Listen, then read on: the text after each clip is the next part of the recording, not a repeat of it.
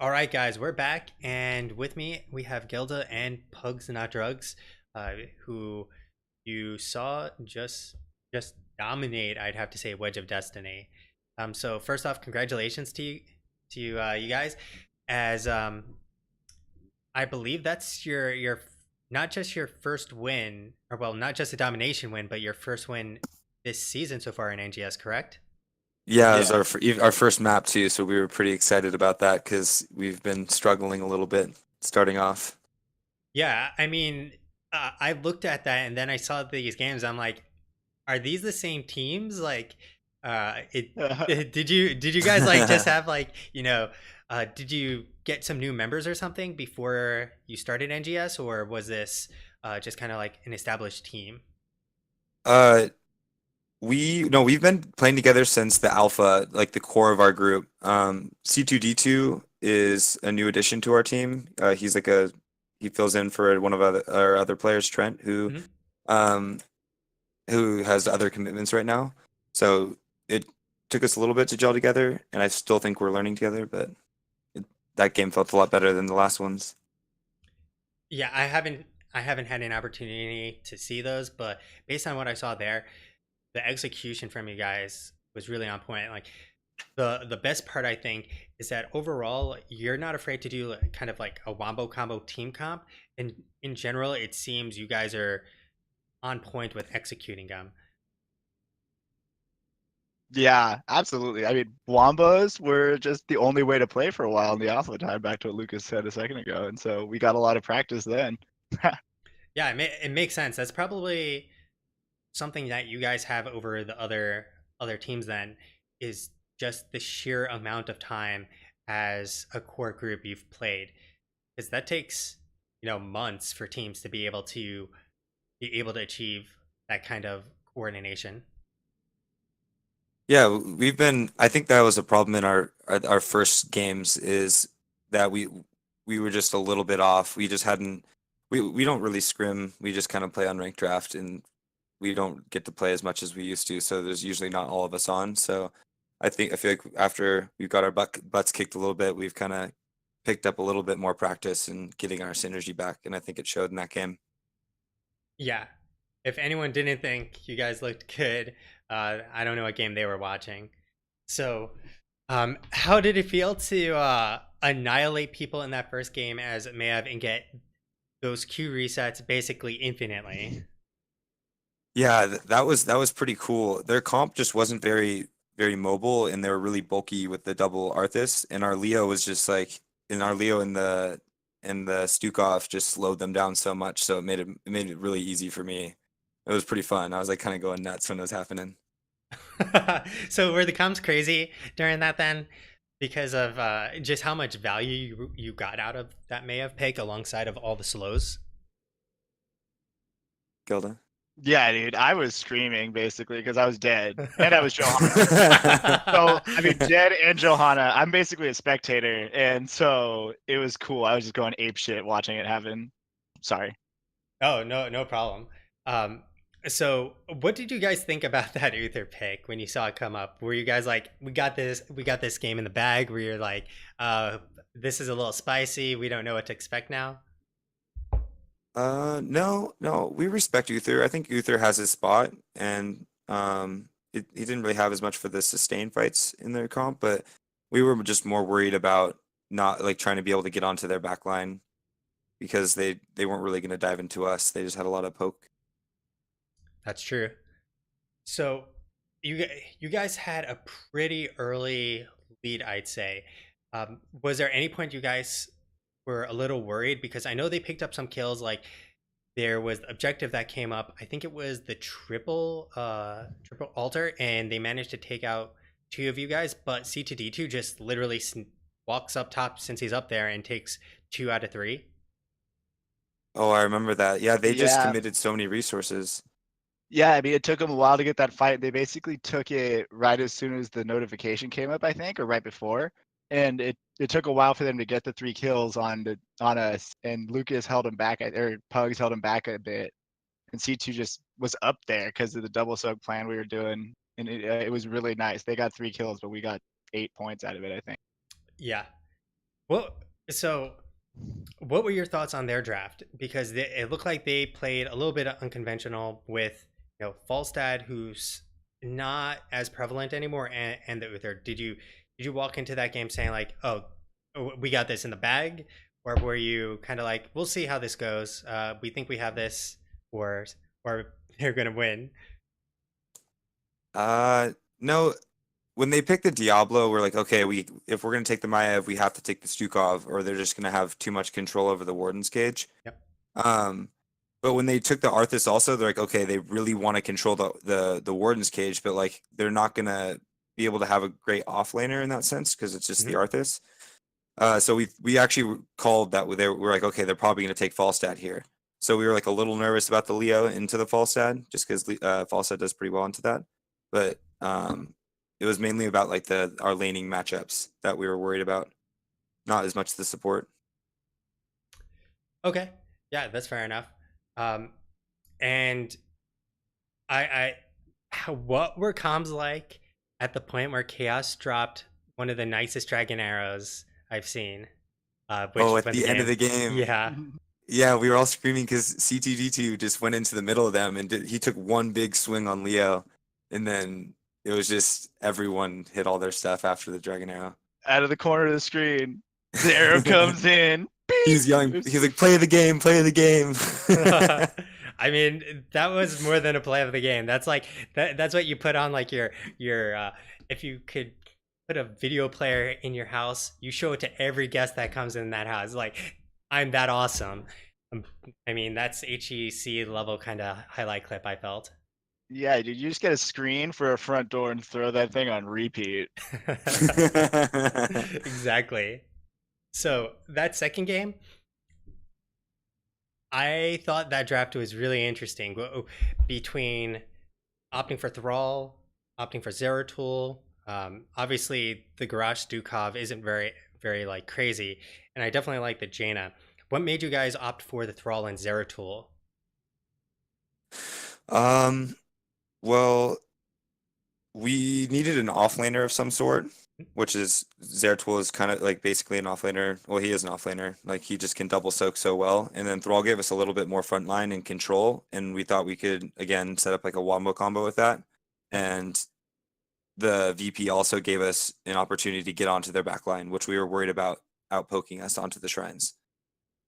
Okay, yeah, and obviously, if you guys go back and rewatch it, you definitely land some good VPs that isolate them and get you guys exactly what you wanted. You played exactly how you Thank with what you. you just said. Um, Yeah, VP King. I'm not sure if you guys noticed C to D2 was stacking up that Crash Lightning like crazy in the beginning. I think he had 9 stacks like 3 minutes in or something along those lines, or 15 by the first objective being done. It was ridiculous. I just know on our first engagement, I saw him walk up and just throw like that cursory cue that you throw at the beginning of the game, and he got like 3 like, heroes spreads off that, and it looked nasty. Now, were you expecting like to face Wedge of Destiny and just take this as a 2-0 series and look so clean between it? No, no, not at all. We were our goal after we've had 4 losses so far, so our goal was just like, all right, we're just gonna try to get a map. We're gonna play our game. We're gonna keep trying to play our draft. We've been like shying away from the Maiev a little bit, just because C2 plays a lot of range also. Mhm. But we found like a niche to get him onto some melees and some offlaners that freed up me to play Maiev. So that was I think that kind of helped too, as we just opened up our draft a little bit more. Yeah, that makes sense. I think that's, at least in my experience, one of the hardest things is when you're draft limited of trying to create good team comps that aren't holding your team back. Yep. Yeah, that is the biggest thing. And it's so hard to do with the way the meta kind of shifts in a hero. I don't know. They like for a hot patch, Thrall switches from like melee to offlane back to Hmm. in the 4-man. Yeah, Uh, it's definitely hard. So, what you were saying that you opened up his hero pool a little bit? Was that just like from practicing a little bit on his own? Since you were saying you guys don't really scrim too much, was that just something he did on his own? No, we just like because he's just played range for us mostly, and Hmm. I play mostly off lane. But like, there's some characters like Maiev or Kerrigan that I like to get personally onto, and we just kind of realized that like we had he did have a hero pool in that sense, like the Dahaka and the Leo. We just hadn't really been exploiting it before. Yeah, it was Oh, really a matter of opening the lines of communication a little bit, where we didn't that's think definitely about it at all. interesting. Yeah. I mean, I feel like a lot of people undervalue the Leo, especially against a Blaze. Like Blaze seems to always get bodied in matches that I watch, where Leo just rains hope and Blaze loses. Yep, see it So all day. I gotta ask, were you guys who decided the March of the Black King for the first game? C2, Okay, 100%. because yeah, I rip it in the Warden's cage. I was like, I'm not sure I'm feeling the March of the Black King because there's so many people that are juicy for an Entomb. Like at Target, you had Uther, you had Jaina, you had even Falstad if his barrel rolls down, Diablo, like a lot of people that are juicy. And then come level 20, it's like a insta win button almost. Although I guess in the case of the end of the game there, it didn't even matter. Like the setup between Chaos, March of the Black King, and everything else that followed was like March of the Black King looked so good at that point. Mm-hmm. Got a lot of value just into that whole combo where the four people were stacked. It might have hit the fifth person who was just outside. It was nasty. Oh yeah. So now that you guys have finally, won and not only won, got a domination. Do you guys have like any other plans on how to approach the rest of this season? I feel Not like yeah, we haven't really talked about it, but probably something really similar. Let's just go one map at a time. Mhm.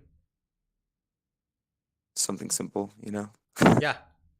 So one question I like to ask every team is what are your comms like? What's your shot calling like? Every team does it differently. So what works for you? Um, we like to. I basically shot call most of the time. When we get into a groove, we all kind of talk. But to start out, just basically at the beginning of the game, we talk about like we kind of lay down a concrete plan of like how we want the early game to plan out and when we want to be doing things, and we just try to stick to that as best as possible. And then once it gets into the mid to late game, we're all kind of chatting. I feel like we all get pretty vocal, especially during team fights. Would you say your plan worked then for these two matches? Like, did you guys have the plan walk in and it executed pretty well, or were there a lot of bumps? No, it felt pretty smooth. That's The great. first game, like the first game, it was back and forth. It was close. The second game felt really smooth. Yeah, that's definitely what I noticed. Where the second game looks significantly better because the fights were so much cleaner, and the first game where there was kind of like this window of opportunity, the fights could have swung completely the other way for Wedge of Destiny, but they didn't. right. Um, so yeah, it's definitely interesting to see how teams do that. Now, the final question for you guys, you both can answer this if you've learned something different. Is there anything you guys have learned over the past month, 2 months that you feel has drastically helped you or your team improve? Ooh, hitting me with that one. All right, I'll go first. When playing against lots of poke, like we were in that second game, and I play a lot of Garage, and for a while there, I was really good on him. But this season, my win rate has suffered. Uh, but so Pugs and I were talking, and it was like into poke comps, I have to be much more playing out of bushes and setting up surprises, and I can't really walk up to their team, which is what I love doing with Garage because you can just do that. You're a Mhm. wall, and so against teams like in that second comp or in that second game, playing out of bushes and abusing that more is something I picked up. Okay, yeah, that's definitely really good advice. I think I'm a tank main as well, so like that's probably one of the things that makes someone go from like a diamond level tank, I think, to master GM level tanks.